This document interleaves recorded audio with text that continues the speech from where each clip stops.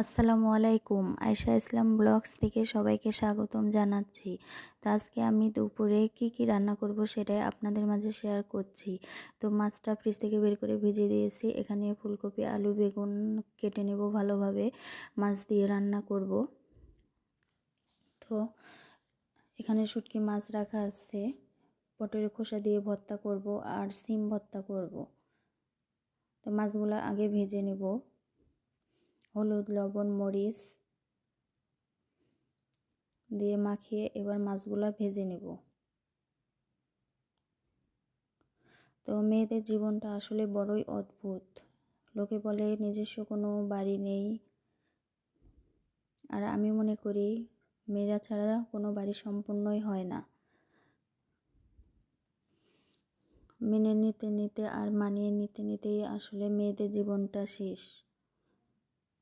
তো ফুলকপিগুলো আগে দিয়ে দিয়েছি, দিয়ে আলু আর পেঁয়াজটা দিয়ে এবার ভেজে নিয়ে এক এক করে মশলাগুলো দিয়ে দিব। এবার আদা রসুন বাটা, হলুদের গুঁড়া, মরিচের গুঁড়া দিয়ে ভালোভাবে একটু কষিয়ে নেব। নেওয়ার পর বেগুনগুলো দিয়ে দিলাম, দিয়ে এখন কিছুক্ষণ কষিয়ে নেব।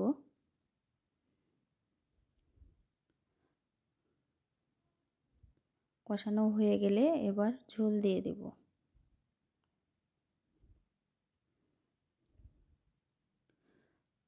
তো এবার মাছগুলো দিয়ে দিলাম, দিয়ে ঢাকা দিয়ে দিব।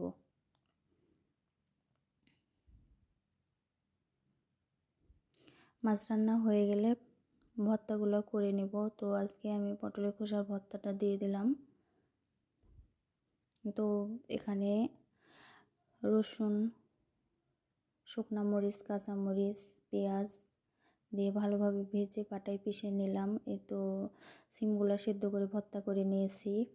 আজকে দুপুরে এগুলোই আমাদের রেসিপি ছিল। আমি প্রতিদিনের যে রান্না হয় সেগুলোই আপনাদের মাঝে শেয়ার করি। দুপুরে খাওয়া শেষে বিকেলের দিকে আমাদের এই যে কালাই উঠেছে, এগুলো শুকাতে দিয়েছি। আমাদের নিজের জমির কালাই, এগুলো দিয়ে বড়ি হয়, কালাই রুটি বানাই। তো এগুলো শুকানো হয়ে গেলে পরিষ্কার করে বড়ি সব কিছু আমাদের শাশুড়ি করে।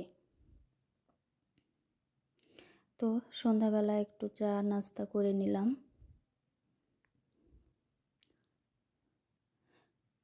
কিছুক্ষণ পরে এই যে সাথে একটু ভাপা পিঠা খেয়ে নিলাম সন্ধ্যার নাস্তা। তো আল্লাহ হাফেজ।